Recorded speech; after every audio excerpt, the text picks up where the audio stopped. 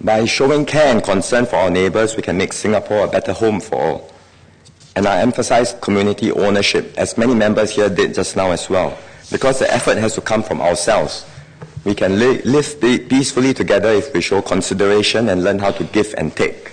And to this end, I agree with many members like Ms. Irene Ng and Mr. Hawazi Daipi that citizens should try to resolve their personal conflicts amicably amongst themselves. We have spoken to some stakeholders on managing community disputes. Many say that building strong neighbourly ties can help to reduce conflict. If neighbours know one another, they will be more likely to broach issues sensitively and come to a consensus. Most of the people we consulted called for more public education efforts to encourage consideration and graciousness in our community. And we agree with them as well as with the suggestions from members to put more effort in this area. Because day-to-day acts of kindness will help to make our communities a more pleasant place to live. MCCY will continue to work closely with partner agencies like HDB and the Singapore Kindness Movement to encourage neighbours to get to know one another, to strengthen the kampong spirit in our urban city. At the same time, we recognize that there are some who need help resolving tensions with their neighbours. And it's sometimes useful to have a neutral party to help disputing parties communicate better.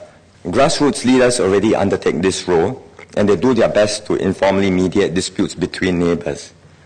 Residents can also seek formal mediation at the Community Mediation Centre, or the CMC.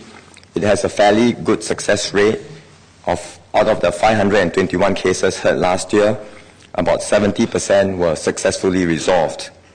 And we believe that mediation continues to be a very important process as both parties agree on a solution so that there's ownership and responsibility to follow through. It also helps to preserve and mend relationships so that neighbours can continue living harmoniously alongside one another. So we also intend, as part of our enhanced framework, to increase the CMC's capacity and provide more mediation training to grassroots leaders. However, as several members have noted, we cannot compel people to go for mediation. Currently, 60% of the cases registered with the CMC do not turn up. There are also several difficult and long-standing cases that are initially resolved through mediation but later flare up again. So several members spoke about this, of some of these very difficult cases and deadlock disputes. I share your concerns, and that's why we had earlier set up an interagency team involving my ministry together with MinLaw, MHA, MND, and the team has proposed several measures to strengthen our Community Dispute Resolution Framework. A key part of the framework is a Community Dispute Resolution Tribunal to adjudicate difficult cases between neighbours. The tribunal will have the powers to mandate mediation, to give parties a chance to communicate and compromise. The tribunal can also make judgments and issue orders which will have to be complied with, failing which there will be consequences, including prosecution. So the tribunal will provide legal recourse for difficult cases and especially for aggrieved parties. But I must qualify that the tribunal should neither be the first recourse nor the main way we resolve our disputes. This would be counterproductive.